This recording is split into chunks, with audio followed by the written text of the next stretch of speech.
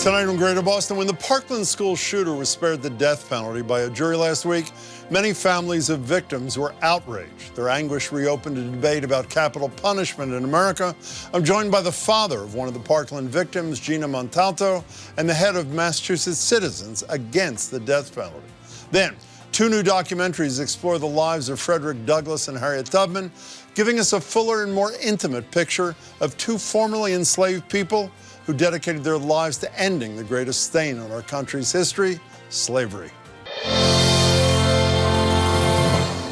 4 years after he stole the lives of 17 students and staff at Marjory Stoneman Douglas High School in Parkland, Florida, the state will likely spare the life of Nicholas Cruz, who pled guilty to the murders last year. A few days back, the jury voted 9-3 for the death penalty, but a 2016 Florida law requires a unanimous vote to impose capital punishment, so the jury recommended the judge sentence Cruz to life in prison without the possibility of parole instead.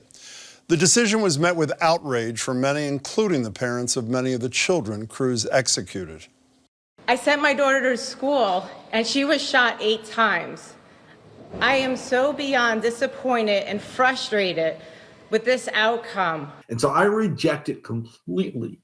He is an evil person with no redeemable value and no purpose left on earth. But not everyone in their position feels the same way, as we know from experience here in Boston. Back in 2015, the parents of Martin Richard, the youngest victim of the marathon bombings, urged the Department of Justice to drop the death penalty for Jahar Tsarnaev in a Boston Globe op-ed, citing the anguish they relived each time his sentence would be appealed. Overall, much of the country is split on the issue of the death penalty, a debate renewed by the jury's decision in Florida. I'm joined by Tony Montalto, whose daughter Gina was shot and killed in the Parkland shooting. He now leads the group called Stand with Parkland. And James Rooney, president of Massachusetts Citizens Against the Death Penalty, whose cousin died in the 9/11 terror attacks and whose brother was hit and killed by a driver while he was riding a bike. The driver was not criminally charged. Gentlemen, thanks for being here. And Tony, I am truly sorry for the loss of your daughter. Thank you very much. Tony, I watched, my radio colleague, Marjory and I watched the sentencing live on TV while we were live on the radio, and we could see the pain on the faces of so many of the families, particularly yours, I should say. What was your reaction when you heard the verdict, the sentence verdict being read?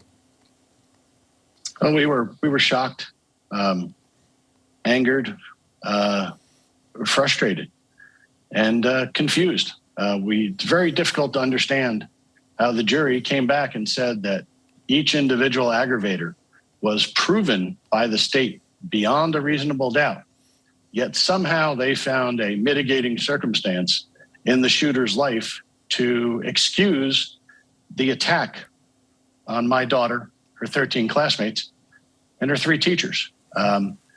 They call it a mitigator. That's just a fancy word for an excuse. And it's very incongruous that they would find, again, all the aggravating factors to be proven beyond a reasonable doubt, yet find something in the shooter's life that justified that murder.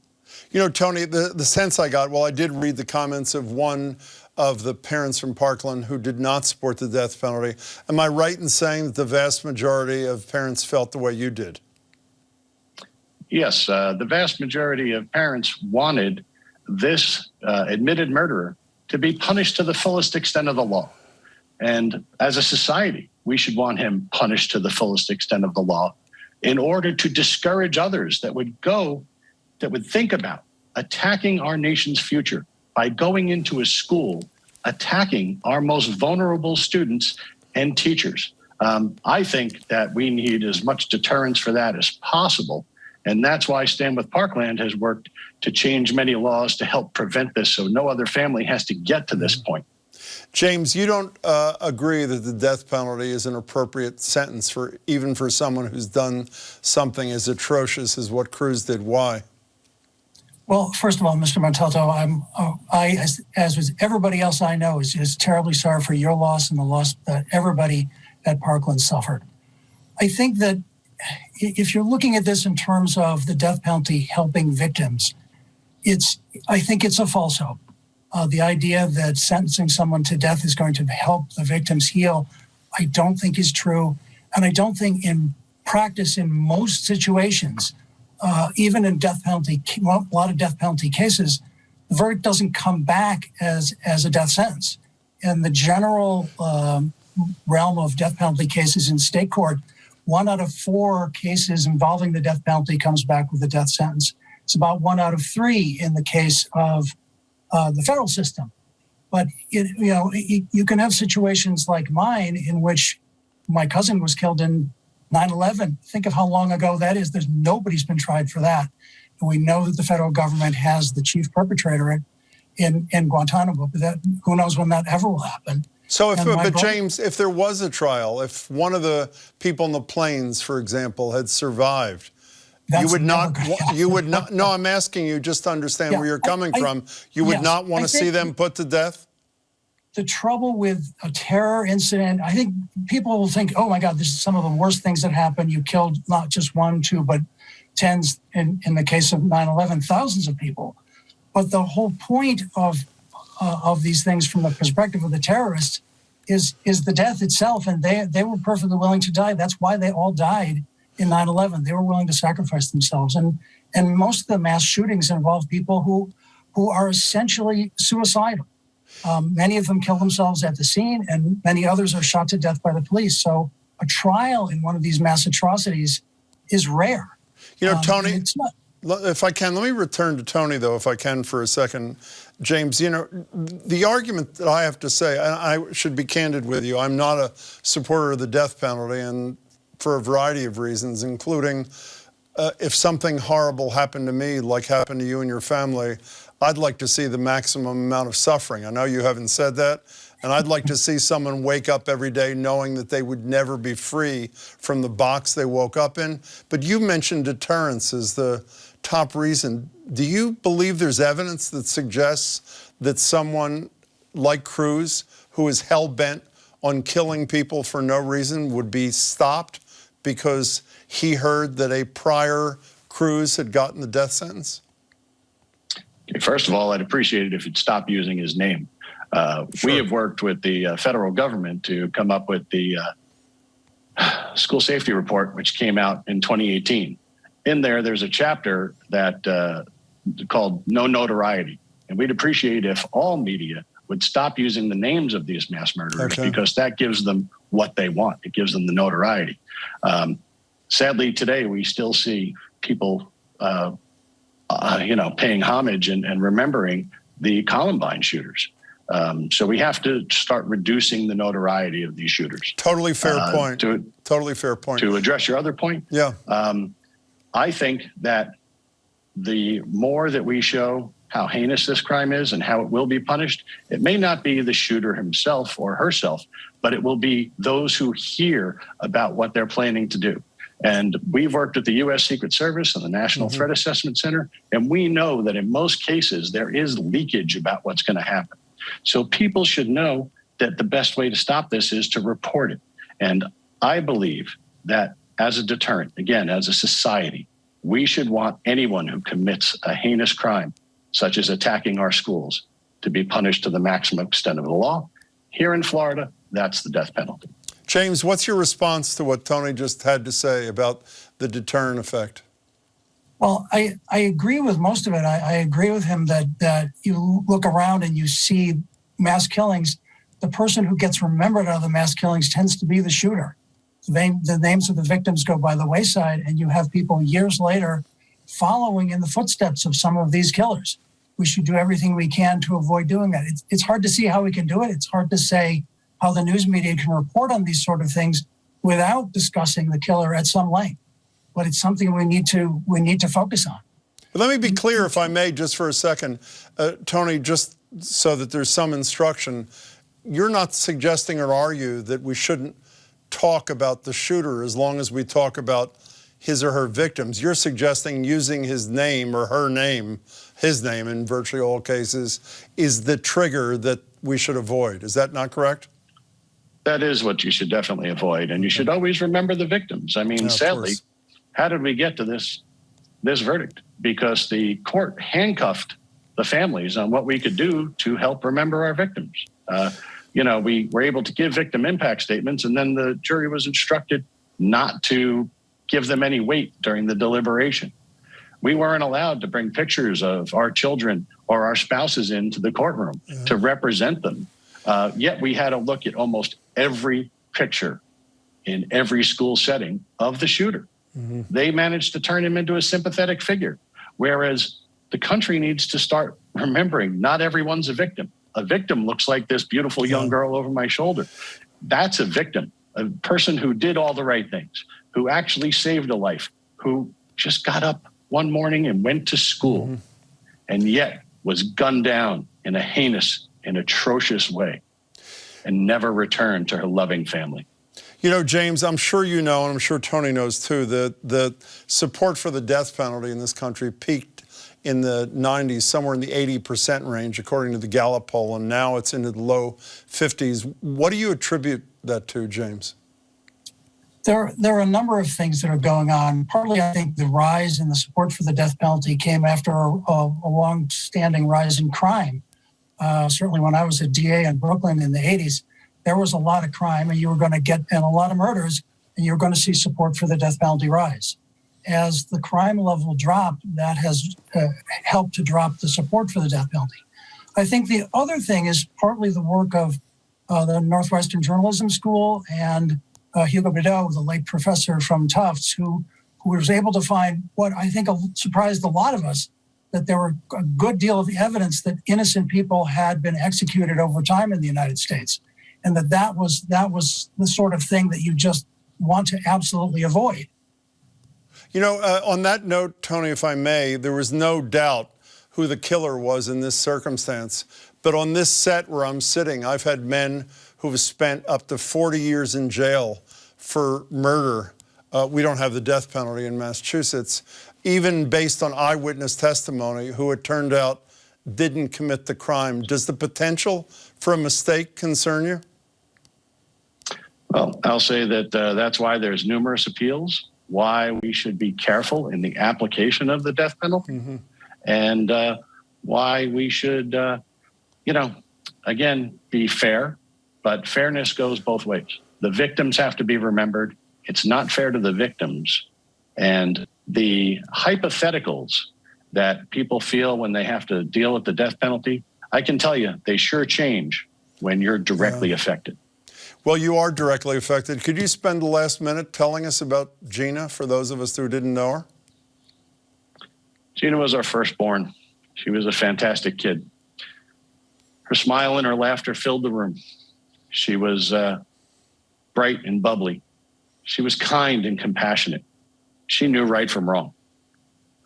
She was often the first one to go up to a new kid in the school and introduce herself and invite them to be friends. She was a wonderful daughter and a fantastic big sister to her brother Anthony. I think that sadly, too often we forget who a victim is, what a victim is, and look at how the system failed my daughter Gina, as opposed to some of the hypothetical failures that people feel. Well, she sounds like an amazing kid, and you sound like a pretty amazing father. Tony, it's good to meet you. James, thanks for your time as well. Appreciate it, gentlemen. Thank you. You're welcome. Thank you. Next up, many students first learn about Harriet Tubman and Frederick Douglass in elementary school as two of the most consequential leaders in the country's abolitionist movement. Now, two new documentaries dig far deeper into their lives and work, shining a light on little-known facts about these leaders, like the impression Tubman made on the Massachusetts governor, John Andrew. When the war started, he immediately thought of Tubman and that she needed to go into the South and help the United States Army. So he made arrangements for her to go to South Carolina. With all of that interaction with formerly enslaved people, she was able to get the lay of the land and get specific information about where the Confederate Army was stationed, what kinds of weapons that they had. She was gathering intelligence, and she would share that with these Union officers. Then there was Douglass, who put down roots in Massachusetts after escaping slavery, using the power of the photograph in his fight to achieve racial justice and using the power of his public persona to spread the message. Douglass recognized the degree to which representation itself could be a powerful mechanism for ending slavery, for achieving universal freedom and equality. Douglass, in a sense, was so eloquent and elegant as a speaker that some whites started to accuse him of being a fraud. I'm joined now by the co-producers and directors of these two spectacular films, Becoming Frederick Douglass and Harriet Tubman, Visions of Freedom, Nicole London, and Oscar-nominated filmmaker Stanley Nelson. It's great to have you both here. Thank you so much. Thank you. Thanks so much for having us. I have to say how embarrassed I am about how much I didn't know, but at the same time, how thrilled I am about that which I learned, starting with you, Nicole, and following up on that governor of Massachusetts, South Carolina thing, which I'd never heard about. There is far, far more to that story. Can you fill in the blanks on what Tubman did? Well, in the many interviews we've done for the film since, I like to liken Harriet Tubman to a one-woman SEAL Team 6, in that she was a real military strategist. She knew how to gather intelligence from the slaves that were escaping from the South, and then apply that to the strategies in terms of striking back at the enemy, the Confederate enemy. And so that story in particular, she gathered intelligence, and they scouted areas that the escaped slaves had information on. They knew how many troops were stationed where, what kind of armaments they had, how many men were at each camp. And then from that, they devised a plan to make a strike using sailing up the Combahee River, which also had landmines in it. The slaves knew also where these landmines were kept. And so they were able to navigate up the Combahee River, avoiding all the landmines and being able to strike a number of plantations in South Carolina, freeing hundreds of slaves. And it was the first military battle led by a woman, especially by a Black woman, in American history. So it's really an incredible chapter that Americans just don't know much about, but we were happy to highlight in this film. Well, we do know now, and Stanley, I'm assuming that a decent number of viewers of your film had heard that the voice of Frederick Douglass may have been the most listened to voice in America in the 19th century. But what I found really interesting was his perspective on the strategic use of the photograph as part of his social justice effort. Could you explain what he was thinking? Yeah, that was one of the most incredible things about Frederick Douglass, that he recognized early on. I mean, it's right after the invention of photography, but he really realized the power of the photo and seized on it. And he took picture after picture, and he always looked really good, and he's sitting up straight and he's staring into the camera, and he's just, with his look, is daring anybody to say that he is somebody that should be enslaved. He's daring anybody to say that he's a lesser man than you are. And so he used photography in this incredible way. Stanley, staying with you, one common thread to me in the two films is both Harriet Tubman and Frederick Douglass were in Maryland, which, as is said in one of the films, not far from freedom. Did that matter in terms of their life and their work, that they were where they were, 100 miles or thereabouts from the Mason-Dixon line? Sure, I think it was instrumental in their lives. I mean, and it's instrumental in the films, because one of the things that we think about when we think about enslavement is, plantation slavery of the Deep South. The cotton plantations, with hundreds, sometimes hundreds of enslaved people. But Maryland was a very different place. I think we say in one place in the film that Maryland had 90,000 enslaved African Americans, but 60,000 free African Americans. So in Maryland, the free African Americans were working side by side with enslaved people. So freedom was something that was tangible, that both Frederick Douglass and Harriet Tubman knew.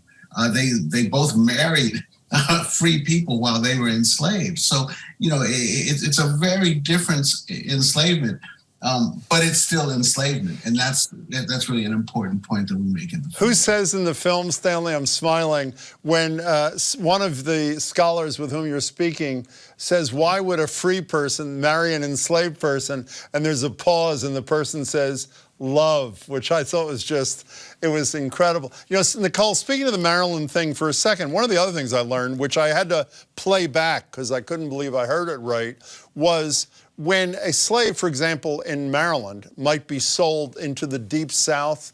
Am I right that what I heard was the life expectancy from that point forward was just 7 years? Is that right?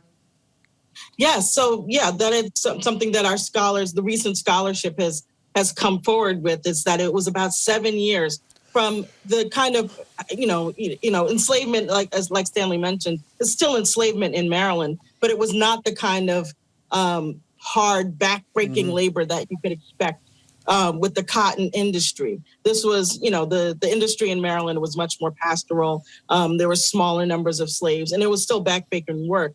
But to be worked, under the mill, if you will, in the cotton industry in the South, really was, extracting every bit of labor they could from a slave. So it was just like hard labor. And then, it was hotter, of course, the conditions were different.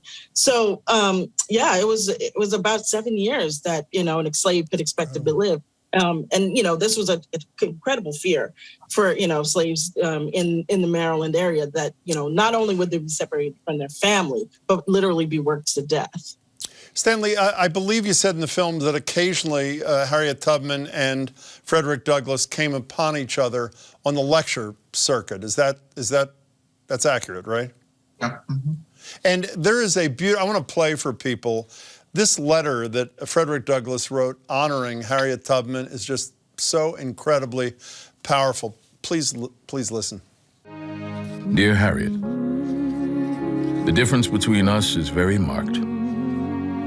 Most that I have done and suffered in the service of our cause has been in public. The most you have done has been witnessed by a few trembling, scared, and footsore bondmen and women whom you have led out of the house of bondage and whose heartfelt "God bless you" has been your only reward.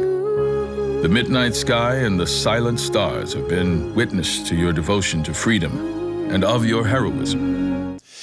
Stanley, did you ever step back from this work and think about what America would be like had there not been a Harriet Tubman or a Frederick Douglass? Yeah, you think about that all the time. I think that they're great American heroes, and Frederick Douglass was just so ahead of his time in everything. He was just not only abolition, but both of them were involved in the women's movement. They're just incredible individuals, and we have to think when we do projects on enslavement that enslavement was supposed to go on forever. Mm-hmm. It was supposed to go on forever. I was supposed to be a slave. And it's because of people like Frederick Douglass and Harriet Tubman that didn't happen, and that America made a hard turn for the better. Nicole, I'm assuming I'm like every viewer of these two films, and they will finish saying they learned a lot about our history. Mm-hmm. And another moment of embarrassment for me on the 100th anniversary of the Tulsa massacres was the first time I learned about, for example, the Tulsa massacres. A young black man called our radio show when we were discussing it and said he grew up in Tulsa. He didn't know about the Tulsa massacres. Are we moving in the direction in this country where black history is finally seen as American history, or are the critical race theory opponent frauds carrying the day? Unfortunately, I think we're kind of on two different tracks. One where we are moving forward, people are learning, and there's many more resources than ever to learn about Black history. But then, of course, there is a push to kind of, to walk all of that back. The idea that this history is more divisive than it brings people together. And, I challenge everyone to to refute those claims, to refute that, and to learn as much as they can about American history. Because as much as we can honestly confront our history, the more that we can all move forward together. Stanley, are we moving in the right direction on that front, or no? I agree with Nicole. We're on two tracks. I think that many people are moving forward, and hopefully they'll win the day. But, also we hear about books being banned. I mean, who would have ever thought in our lifetime we would have heard about, Toni Morrison being banned and history being not taught because, it makes people feel uncomfortable. So we're on two tracks. Hopefully the track of reason and knowledge will win. Well, you both are on that track, and I have to say everybody should ride it with you. The films, as I say, are spectacular. And I thank you so much for your time tonight, both of you. Thank you. Thank you. Harriet Tubman, Visions of Freedom, and Becoming Frederick Douglass are both available now to stream on pbs.org and the PBS app. Finally tonight, with Election Day just a few weeks away and early voting kicking off this weekend, GBH News is breaking down the ins and outs of the initiatives you'll see on your ballot. First up, question 1. What would question 1 on the Massachusetts ballot do? Question 1, which is sometimes referred to as the Fair Share Amendment or Millionaire's Tax, would amend the state constitution to add a new 4% surtax on a person's annual income over $1 million. Currently, everyone who makes more than $8,000 a year in Massachusetts pays a 5% tax on their income.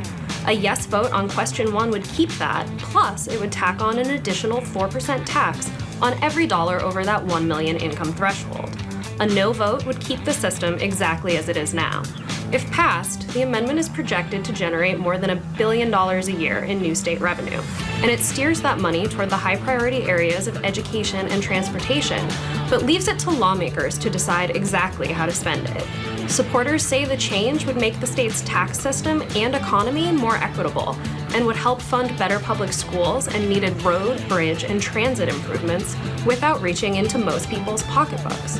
Critics say the extra tax is a blank check, and there's no guarantee lawmakers would use the money to boost education and transportation spending. They also warn wealthier people could leave Massachusetts and take their businesses with them. The question comes to voters as inflation is making it harder for towns to invest in roads and schools, and as an estimated $3 billion is being returned to taxpayers, because the state took in more than is allowed under current law. Whether question 1 passes or fails, it will be hard to change the tax setup we end up with down the road, likely requiring another multi-year process to add another amendment to the state's constitution. So if you want the additional 4% surtax on top of the existing 5% rate for income over $1 million, vote yes on question 1. If you want to keep the current tax setup and the 5% flat rate, vote no. That was GBH News State House reporter Katie Lannon. Stay tuned. We'll have more on the other 2022 ballot questions here on GBH2 and gbhnews.org in the coming days. That's it for tonight. We'll be back tomorrow. Thank you for watching, and please don't forget Ukraine.